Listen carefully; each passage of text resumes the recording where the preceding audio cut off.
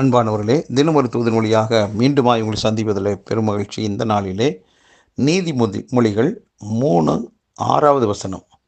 உன் வழிகளில் எல்லாம் அவரை நினைத்துக்கொள், அப்பொழுது அவர் உன் பாதைகளை செவ்வைப்படுத்துவார் என்று.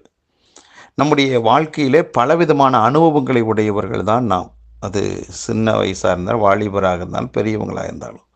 ஆனால் எல்லாருக்கும் பொதுவான ஒரு நல்ல வார்த்தை, நம்முடைய வழிகளில் எல்லாம் அவரை நினைத்துக்கொள் என்று தெளிவாக சொல்லுகிறது. அவரை நினைத்துக்கொள் என்று. அப்போ நாம் எல்லாருமே வாழ்க்கையில் முன்னேறணும், வெற்றி அடையணும் என்று அவங்களுக்கு கொடுக்கப்பட்டதான பாதையில் நாம் போகிறோம். அது அது விளையாட்டுத்துறையாக இருக்கலாம், படிப்பாக இருக்கலாம், அரசியலாக இருக்கலாம், வேலைகளாக இருக்கலாம், தொழிலாக இருக்கலாம், வியாபாரமாக இருக்கலாம், ஊழியமாக இருக்கலாம். எந்த பாதையாக இருந்தாலும் நாம் எல்லாருமே வெற்றி அடைய வேண்டும் என்று சொல்லி நமக்குள்ள ஒரு ஆசை, ஒரு வாஞ்சை இருக்கத்தான் செய்கிறது.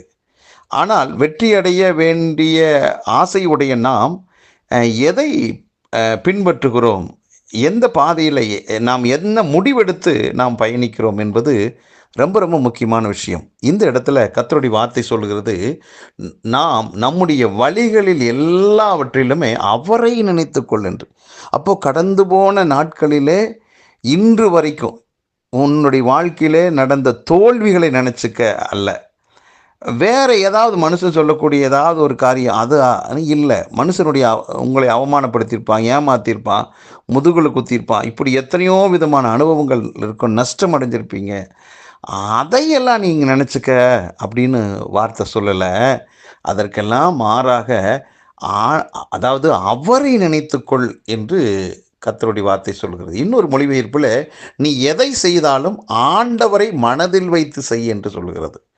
அப்போது நாம் நம்முடைய கடந்து போன நாட்களில் நடந்த அனுபவங்களையும் தோல்விகளையும் மனசில் வச்சு செய்யாமல், நம்மை என்னென்னைக்கும் காப்பாற்றுகிற வழிநடத்துகிற அந்த ஆண்டவரையே நினச்சி அவர் கையில் ஒப்படைச்சு நாம் நம்முடைய பாதையை தேர்ந்தெடுத்தால் அது நன்றாக இருக்கும். அப்பொழுது அந்த பாதையை கர்த்தர் என்ன செய்கிறாரு? செவ்வைப்படுத்துகிறார். ஏனென்றால் நான் நினைத்து கொண்டு பயணிக்கிறது ஆண்டவரை, அவருடைய வார்த்தையை, அவருடைய நாமத்தை முன்னிட்டு நான் பயணம் செய்கிறேன் என்ற ஒரு முடிவோடு பயணம் செய்தால் நிச்சயமாக உங்கள் பயணத்தில் நீங்கள் எடுத்துக்கொண்டதான் அந்த காரியத்தில் வெற்றி அடைவீர்களே ஒழிய தோற்று போகவே மாட்டீங்க. ஏன் என்றால் நமக்கு முன்பாக அவருடைய சமூகம் முன் செல்கிறது. ஆகவே வழிகளில் எல்லாம் அவரை நினச்சிக்குவோம். கர்த்தர் நிச்சயமாக என்னை நடத்துவார் என்று சொல்லி கர்த்தரை நம்பி அவர் மேலே நம்பிக்கை வச்சு காரியத்தை அவர் கையில் ஒப்படைச்சு நீங்கள் முன்னோக்கி போங்க. உங்கள் பாதைகளை கர்த்தர் என்ன செய்கிறாரு? செவ்வைப்படுத்துகிறார், செம்மையாக்குகிறார். அவர் செம்மையாக்கும் போது உங்களுக்கு எப்படி தோல்வி, நஷ்டம், தொய்வு வரவே வராது. நிச்சயமாக 100% வெற்றியை நீங்கள் பெறுவீர்கள்.